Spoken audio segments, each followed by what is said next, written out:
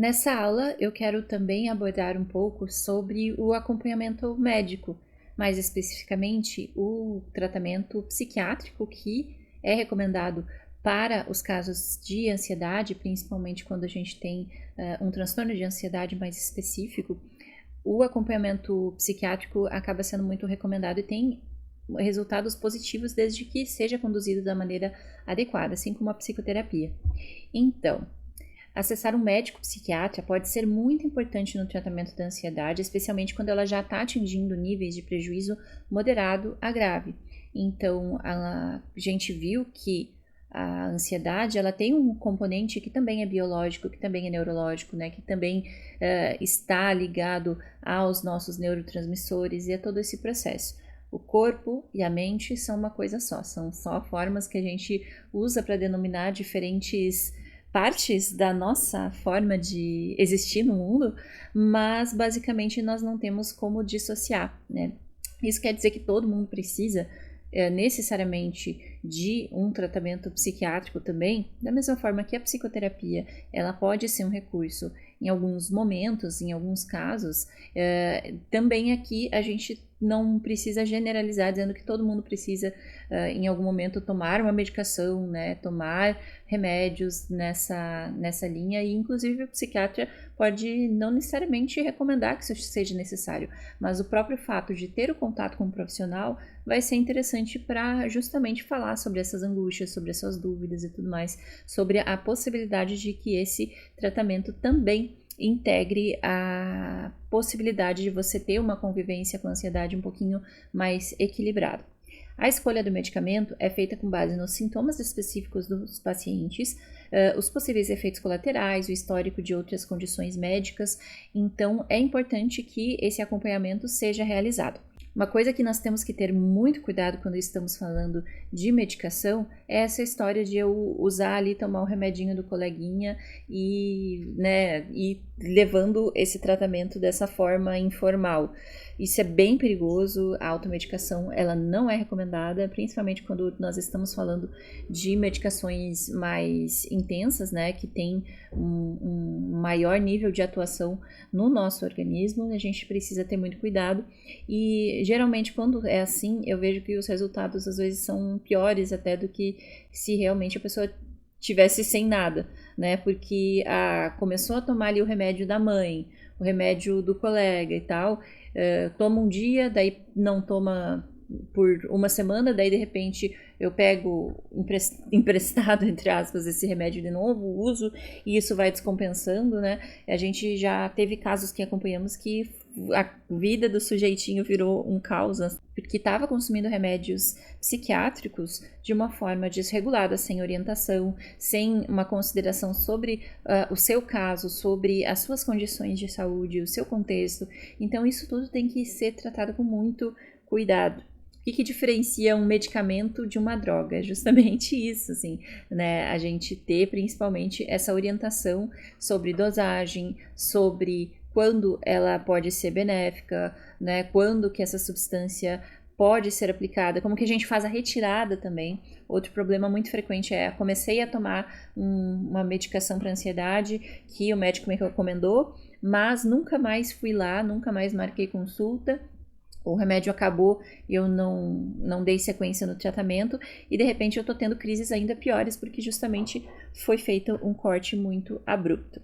Então a gente precisa ter muito cuidado quando a gente fala disso. Existem profissionais ótimos por aí, às vezes sim, assim como os psicólogos, pode ser um pouco difícil de acessar num primeiro momento, mas é importante buscar os recursos, seja no seu posto de saúde, seja de forma particular, seja através de indicações, projetos sociais, seja acessando pelo seu plano de saúde particular, mas não inventem de tomar medicação sem passar por essa orientação, por favor, porque realmente os resultados podem ser muito piores do que se você não estivesse usando nenhuma medicação, né? Se você coloca ali uma outra substância que você não sabe qual vai ser a reação do seu corpo, que você não está fazendo um processo de adaptação adequado, então pode ser muito complicado depois também lidar com mais este problema, né?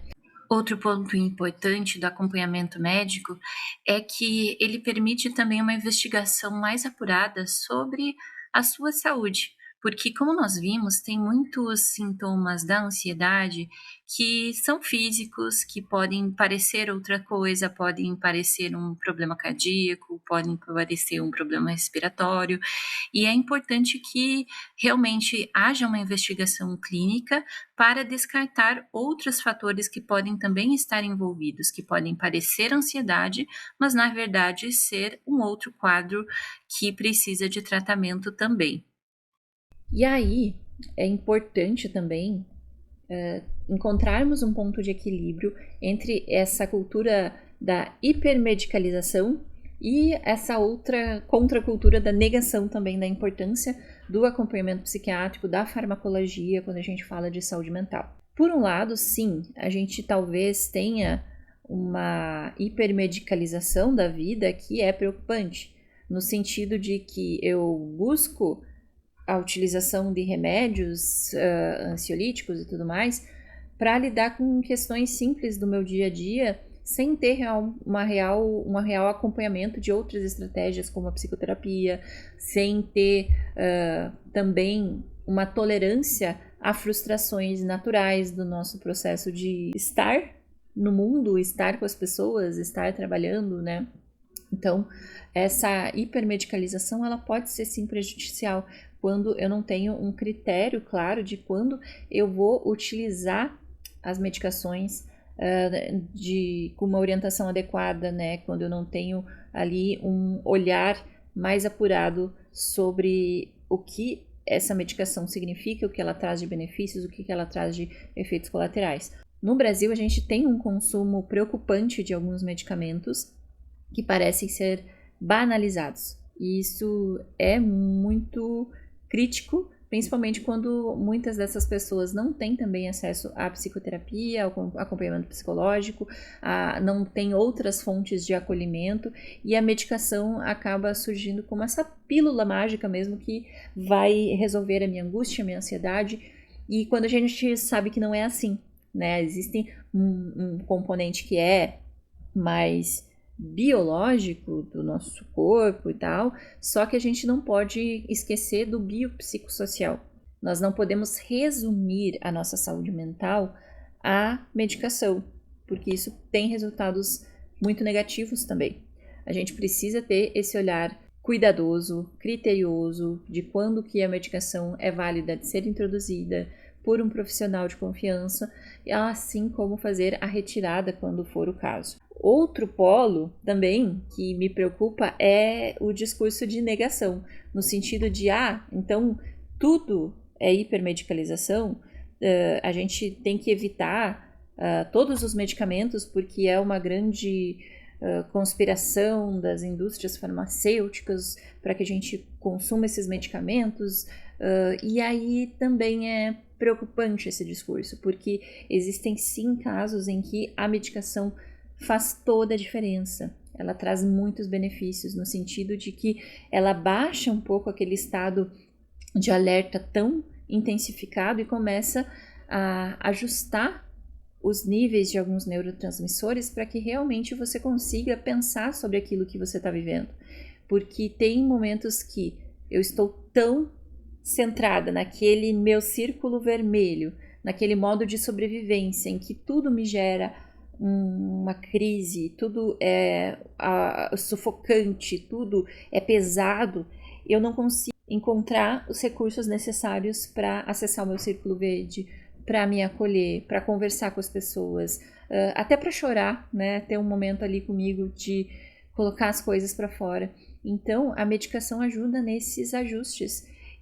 Quando eu recomendo, quando eu vejo que eu estou atendendo um estudante que precisa de um encaminhamento para um médico psiquiatra também, para além da psicoterapia, que também é um encaminhamento que eu faço bastante, eu sempre falo sobre isso, né? Eu pergunto primeiro como é que a pessoa se sente a respeito de utilizar ou não utilizar um medicamento, porque existem sim muitos mitos, então eu pergunto como é que a pessoa se sente, se já usou em algum momento, como é que foi a experiência. E eu falo que, olha, nesse estado que você tá, eu tô achando que é importante você conversar com um médico psiquiatra, porque realmente você não está conseguindo pensar, você não está conseguindo ter esse espaço de se escutar, porque a sua ansiedade está tão elevada que ela não está te possibilitando relaxar minimamente para fazer esse processo autorreflexivo da sua terapia, na nossa conversa aqui, na conversa com seus amigos, com seus pais.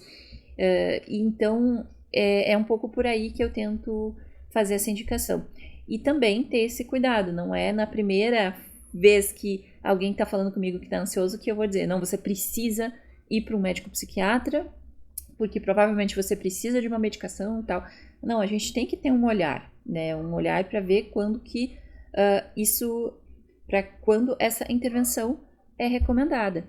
A gente tem que ter um cuidado com esses discursos extremistas, tanto de tudo é remédio, tudo a gente resolve com base nisso, quanto não posso conceber a ideia de usar um medicamento porque isso é coisa de gente louca, porque isso aí é uma grande conspiração, ou porque é algo que as pessoas vão me rotular, vão me julgar por estar utilizando esse medicamento.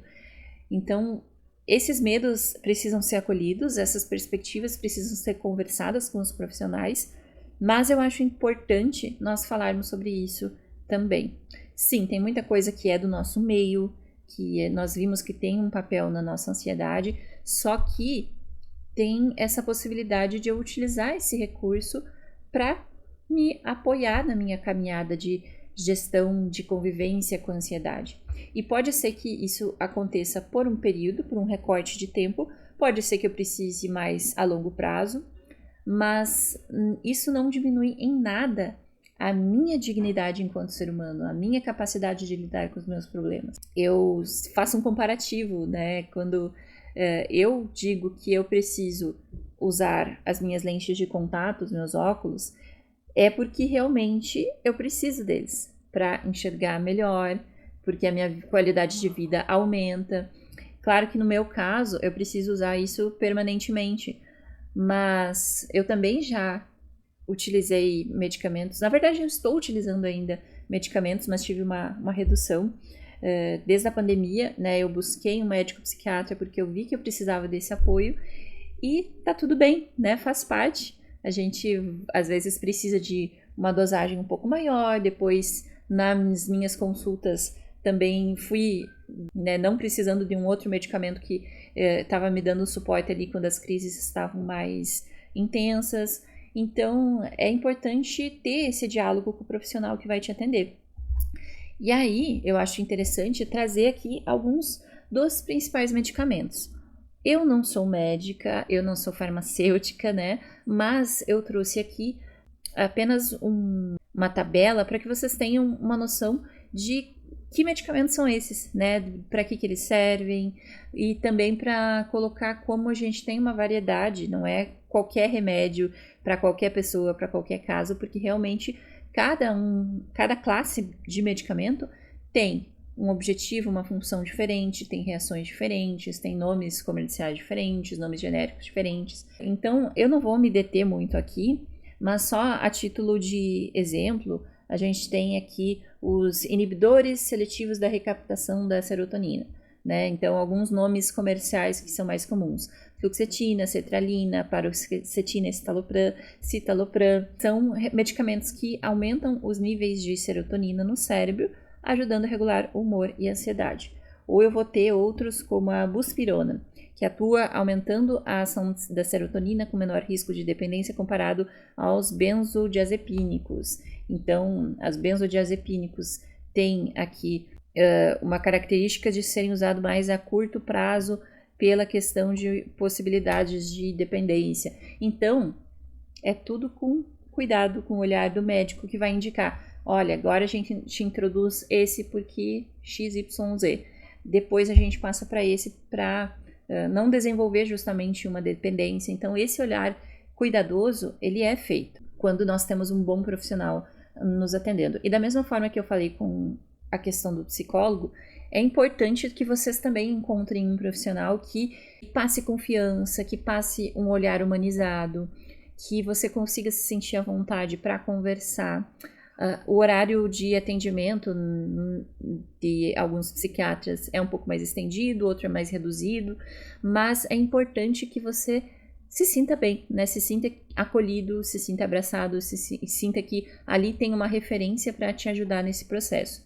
Nem sempre vai ser na primeira vez. Eu, com o meu primeiro médico, né, tive, assim, um estranhamento ali, mas depois encontrei um outro que me identifiquei mais, que senti um espaço diferenciado ali de fala que foi muito importante para mim.